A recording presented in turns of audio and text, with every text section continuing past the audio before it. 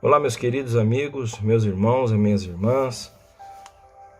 Neste momento que o mundo passa, estamos tentando levar aí a nossa palavra de consolo, o nosso carinho, o incentivo a todos aqueles que, porventura, precisam e necessitam.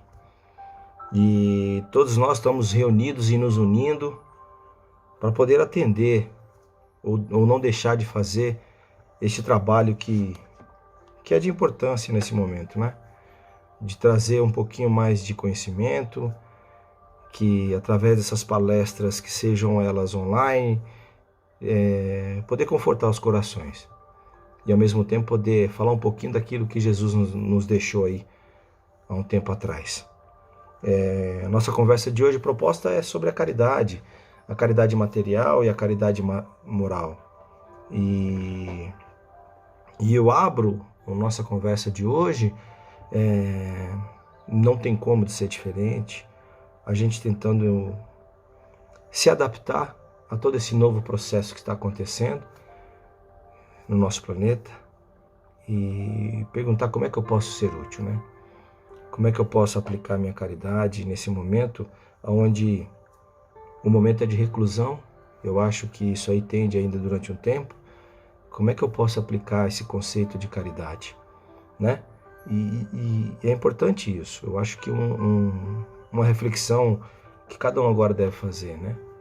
Pelo simples fato da gente estar mais recolhido no nosso lar, enfim, com a nossa família, eu acho que é importante a gente pensar um pouquinho sobre o que é a caridade. E eu abro com a pergunta que está no Livro dos Espíritos, pergunta 886, que Allan Kardec fez aos espíritos da seguinte maneira: qual é o verdadeiro sentido da palavra caridade, como a entendia Jesus? E eles responderam: benevolência para com todos, indulgência para com as imperfeições alheias, perdão das ofensas. O amor e a caridade, e eles completam, são o cumprimento da lei da justiça, porque amar ao próximo é fazer-lhe todo o bem que está ao nosso alcance e que gostaríamos que fosse feito a nós mesmos. Tal é o sentido das palavras de Jesus: amai-vos uns aos outros como os irmãos. A caridade, como entendia Jesus, não está restrita à esmola, à doação material, né? Quando a gente vê as casas espíritas, como trabalha com a parte social, faz o cadastro das famílias que são carentes e que a gente precisa doar o alimento, doar uma roupa, casas que trabalham com a questão da sopa todos os sábados ou todos os domingos, não importa. Essa questão, além da questão material, de acolher, de provir o necessário para as famílias tão carentes. É um tipo de caridade? Sim, é lógico que é. Até mesmo Bezerra de Menezes falava, a gente não consegue falar de espiritismo sem antes abastecer o estômago, né? Então, eu acho que é importante sim esse trabalho para a gente poder apagar o incêndio, como dizem por aí, mas a gente precisa também instruir, poder falar um pouquinho de como proceder, falar um pouquinho dos ensinamentos do Cristo, e para isso entra a caridade moral, que eu também acho fundamental. Existe uma história também do Dr. Bezerra de Menezes, que ele, ao fazer a sua palestra, percebeu que no final da casa lá, ou no início, no salão de palestras, enfim, tinha um rapaz olhando para ele, e quando ele terminou a palestra, ele ficou pensando com ele, né? Eu não tenho nada para doar, se ele me pedir alguma coisa, eu não vou ter nada. E quando o Dr. Bezerra de Menezes se dirigiu até ele, ele conversou, o rapaz reclamou, colocou as suas dificuldades, e o Dr. Bezerra falou para ele: olha, eu não tenho nada para lhe dar. A única coisa que eu posso te lhe dar agora é um abraço e escutar o que você quer falar, suas lamentações, e aqui eu poder conversar com você. E o Dr. Bezerra dá um abraço nele e conversa com o rapaz, e depois o rapaz vai embora. Na próxima reunião seguinte, de novo, lá na casa espírita, o Dr. Bezerra trabalhava, o rapaz estava lá. E no final da palestra, o Dr. Bezerra o encontrou e o rapaz falou para ele: doutor, eu vim aqui lhe agradecer pela conversa da última semana. lhe agradecer por ter mudado meu jeito de pensar. E o Dr. Bezerra falou, imagina, eu apenas fiz o que pude, gostaria de ter feito mais. E aí o rapaz fala para ele, porque eu estava decidido a me matar. E nesse momento depois que conversei com o senhor, eu mudei e penso diferente. Hoje eu tenho um ânimo para continuar. Então, pensando nessa história toda de Bezerra de Menezes e na questão da caridade material, da esmola, que no Evangelho vai falar muito bem sobre isso também. Nos capítulos, tem 2 capítulos que falam sobre isso, o capítulo 13, o item 9, e o capítulo 15 também fala sobre caridade, né? No capítulo 13 a gente tem lá o título como que a vossa mão esquerda não saiba o que dá a vossa mão direita. E lá tem a questão de o item 9, caridade material e caridade moral. E no capítulo 15 nós vamos encontrar, falando novamente sobre caridade, com o título Fora da caridade não há salvação. Se fora da caridade não há salvação, e Jesus entende com a palavra caridade seja benevolência para com todos, indulgência para com os erros alheios e perdão das ofensas. Benevolência é sentido de ser bom, de sempre trabalhar para o bem. Indulgência é reconhecer que os nossos irmãos que estão à nossa volta têm dificuldades, às vezes, para compreender aquilo que eu já compreendo, aquilo que você já compreende. E perdão das ofensas é um dos trabalhos que a nossa humanidade tem que fazer. E aí eu me reporto novamente à situação que nós estamos vivendo agora. Vejo com bons olhos a questão de uma corrente que cada vez o elo vai se aumentando nas redes sociais, pessoas que estão se dedicando a atender aqueles que estão num grupo de risco, né, como os nossos idosos, ou pessoas que já têm doenças pré-estabelecidas, respiratórias, né? Eu conheci uma senhora que ela mora sozinha, ela tem 87 anos, se não me engano, usa a questão da respiração artificial, tem o cilindro de oxigênio na casa, ela está extremamente preocupada. E conversando com ela e com aqueles que assistem ela tem um filho, mas não mora com ela, e eu conversando com ele na rua, ele falou, minha mãe está muito preocupada com tudo que está acontecendo. E aí eu orientei ele a questão dos protocolos que tem agora, né, da questão da higiene das mãos, evitar o contato, justamente pela dificuldade que ela já tem da questão respiratória, a sua idade avançada. E aí ele falou para mim, cara, você não é o primeiro que vem aqui tentar ajudar ou de alguma maneira servir a minha mãe. Eu acho que de uns tempos para cá, de uns dias para cá, eu estou vendo as pessoas aparecerem, pessoas que eu não conheço, e falam, olha, você precisa de alguma coisa para sua mãe, podemos ajudar. E uma coisa que me deixou muito feliz, o que ele me disse, foi que dentro dessas pessoas, os jovens, pessoas jovens se colocando à disposição. E aí eu fico refletindo, essa caridade é o quê? Material, moral, essencial? Porque tem uma passagem de Emmanuel que ele fala o título sobre caridade essencial, que eu vou ler depois pra gente, e eu fico refletindo sobre isso. E aí eu falei, eu posso fazer mais, eu posso, eu consigo ajudar de alguma maneira. E aí conversando, a gente ouve refletindo em tudo que está acontecendo. Às vezes agora, pela nossa necessidade do isolamento, talvez eu não consiga chegar até a pessoa. Talvez será uma questão até de restrição mesmo, a gente não consegue. Mas eu pergunto agora, no momento que você está vendo isso, esse vídeo, para um pouquinho. Busca no seu coração a tua religião, a tua fé, o que te faz ligar a Jesus, a Deus, a Maria, enfim, não importa. E pergunte para si mesmo, como eu posso exercer a verdadeira caridade como entendia Jesus? Benevolência para com todos, indulgência para com os erros alheios e perdão das ofensas. Como? Em casa agora, sem poder sair, sem poder levar às vezes até o alimento a quem mais necessita, né? Porque também a gente se expõe. Pensa. Se você está na sua casa agora e com seus familiares, quem sabe é o momento da gente poder reconciliar, da gente poder voltar ao hábito de sentar na mesa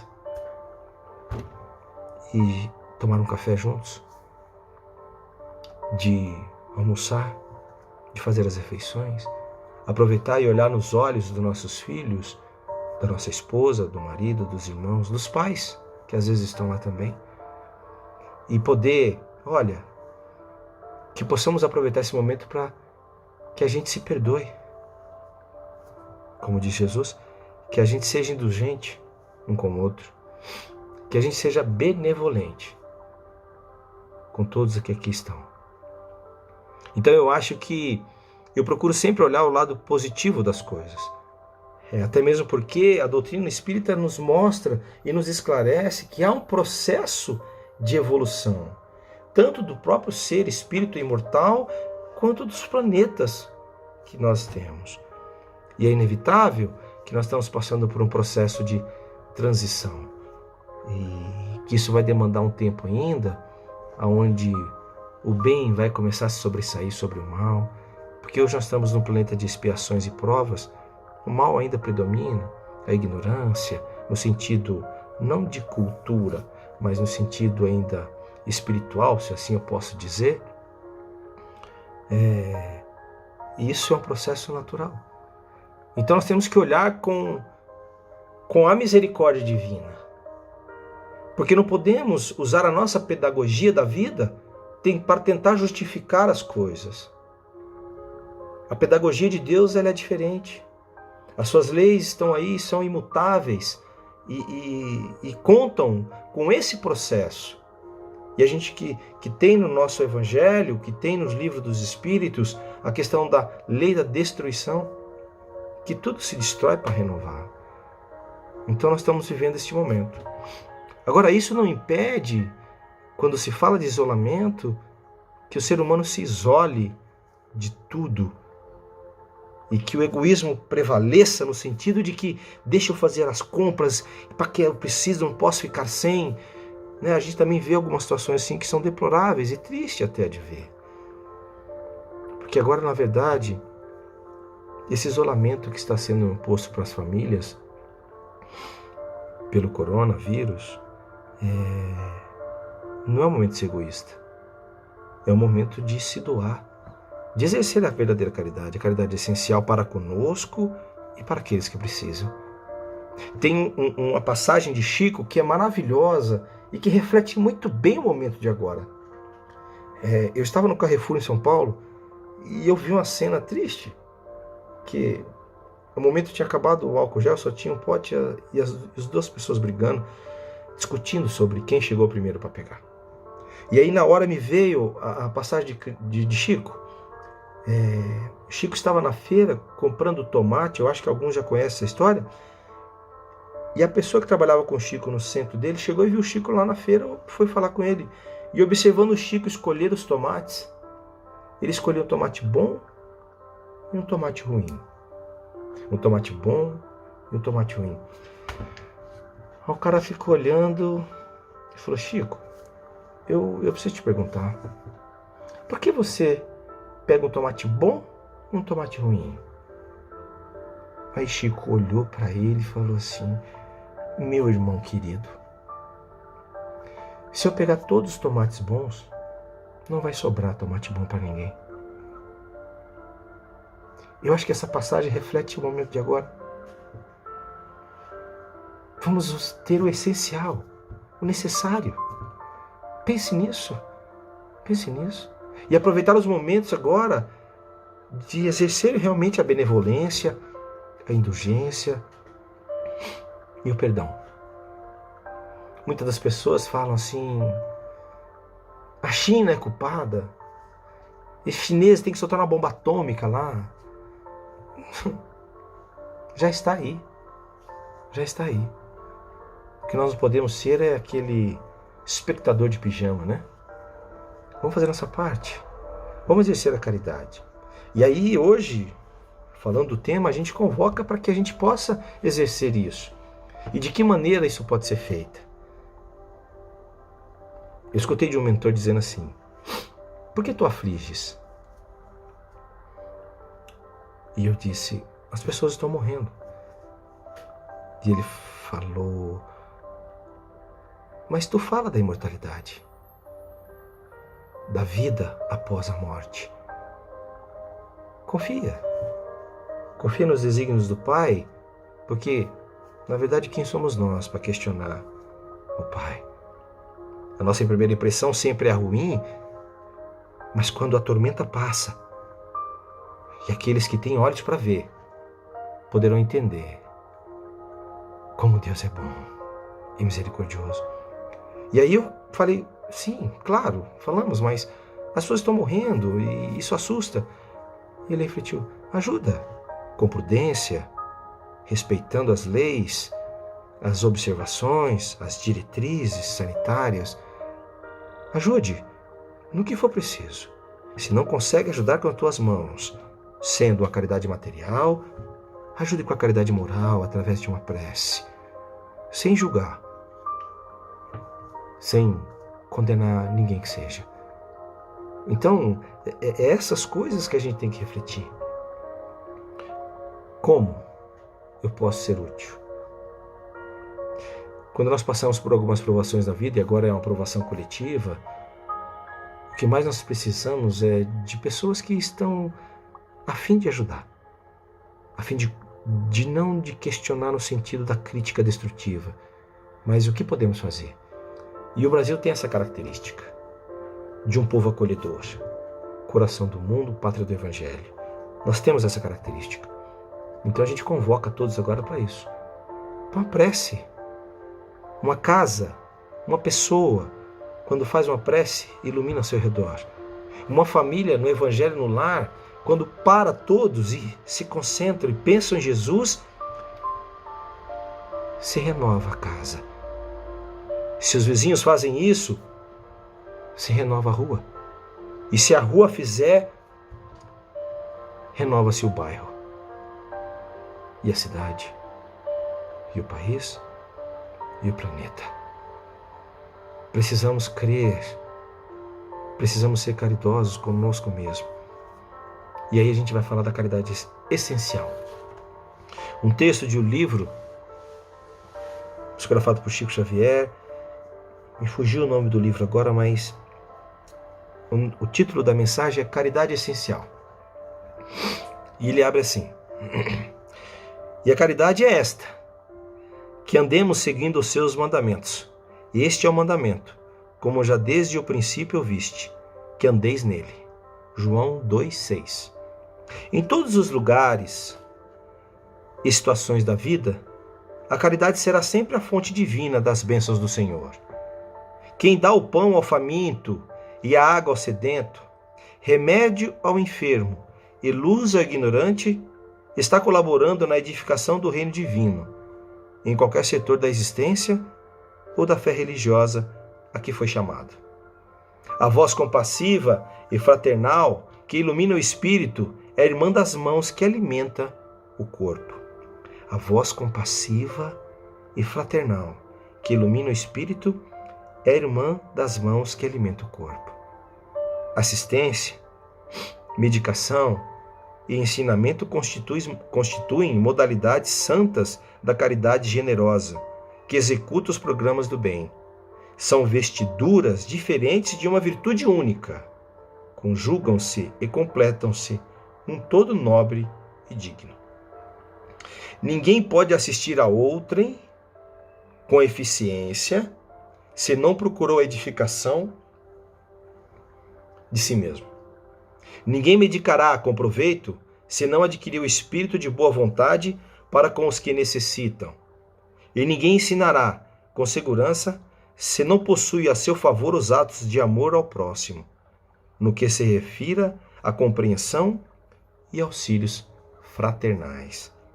Em razão disso, as menores manifestações de caridade, nascidas na sincera disposição de servir com Jesus, são atividades sagradas e indiscutíveis. Em todos os lugares, serão sempre sublimes luzes da fraternidade, disseminando alegria, esperança, gratidão, conforto e intercessões benditas.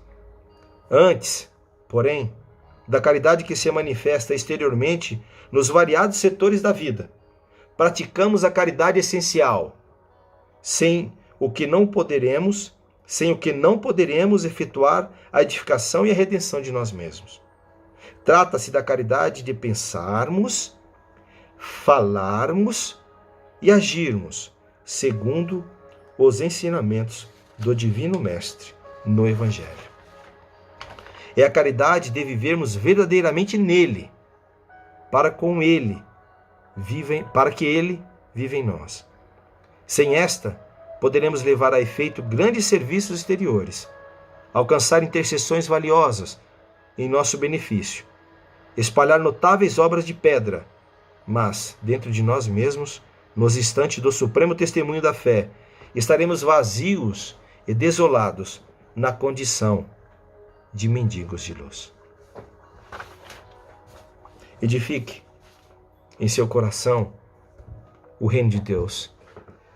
Que imagine no teu coração que cada dia você vai lá e vai colocar um tijolinho edificando esse templo, que é o templo que Jesus nos ensinou. Que cada coração neste planeta será edificado.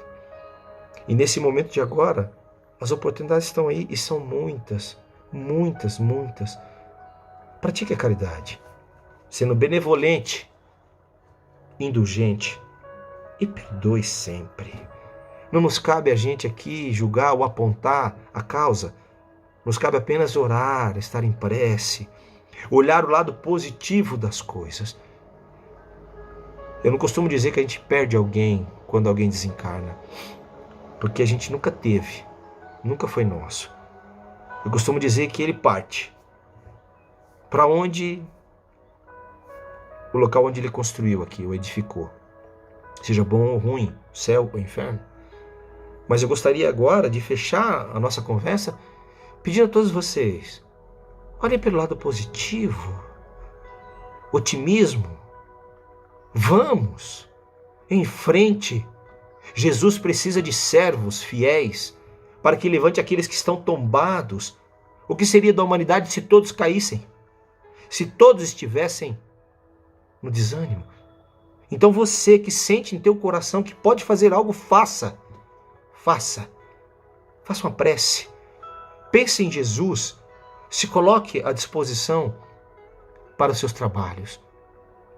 Eu desejo do fundo do meu coração que todos possam agregar essa energia de renovação. E eu espero que essa palavra tenha chegado até você, que você entenda o sentido verdadeiro da caridade, seja na material ou moral, mas principalmente, edifique a caridade essencial dentro do teu coração. Pratique as leis de Deus. Seja caridoso com todos. Comece por você, ok? Muito obrigado. Que Jesus ilumine a você, sua família, a sua casa. Que te dê força, coragem. Que você consiga pensar, vou dar um passo à frente. Um passo à frente na minha vida espiritual, na minha vida moral. Vou deixar para trás aquilo que me prende às vezes na terra. Mas eu vou caminhar. E quando você fizer sua oração, pergunte: Jesus, para onde? O que queres que eu faça? Fiquem em paz. Que Jesus abençoe todos vocês. Que assim seja.